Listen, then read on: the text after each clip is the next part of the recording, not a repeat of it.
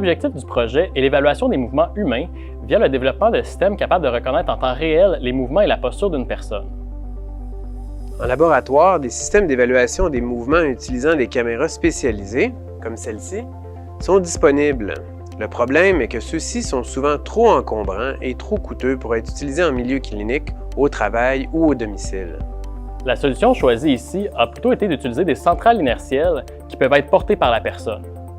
Mon projet de stage a été de développer une interface pour permettre l'utilisation de centrales inertielles commerciales en réadaptation.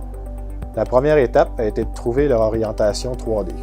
Chaque centrale est en fait constituée de 9 capteurs miniatures, 3 accéléromètres donnant les accélérations, 3 gyroscopes donnant les vitesses angulaires et 3 magnétomètres agissant comme des boussoles. À partir des informations données par chacun de ces capteurs, on a pu développer des algorithmes avancés qui nous permettent de déterminer l'orientation 3D de la centrale inertielle.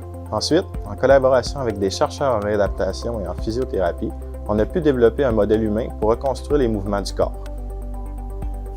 Avec ce modèle-là, en plaçant les capteurs sur les membres d'une personne, on peut reconstruire ces mouvements en temps réel.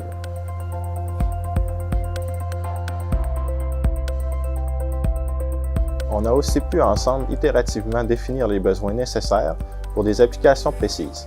Par exemple, ici on cherche à reconnaître automatiquement la posture d'une personne pour pouvoir ensuite analyser son comportement au cours d'une journée pour évaluer s'il y a certains facteurs de risque. On a aussi commencé à utiliser notre logiciel dans différentes applications, par exemple l'évaluation de mouvements lors de tâches d'alimentation pour les enfants vivant avec une déficience motrice cérébrale, ou bien pour l'analyse du confort en fauteuil roulant.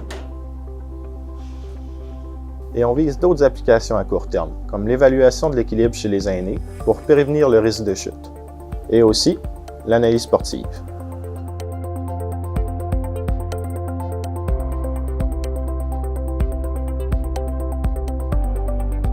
L'objectif à long terme est également de développer des applications pour la clinique et pour les milieux de travail afin soit de prévenir les blessures ou de rééduquer le mouvement. Ce qui est intéressant dans ces projets, c'est le côté interdisciplinaire. En travaillant ensemble, on peut profiter de nos expertises complémentaires et c'est souvent les différentes manières de penser et de voir les choses qui, au final, nous permettent de développer des solutions innovantes et d'avancer plus loin.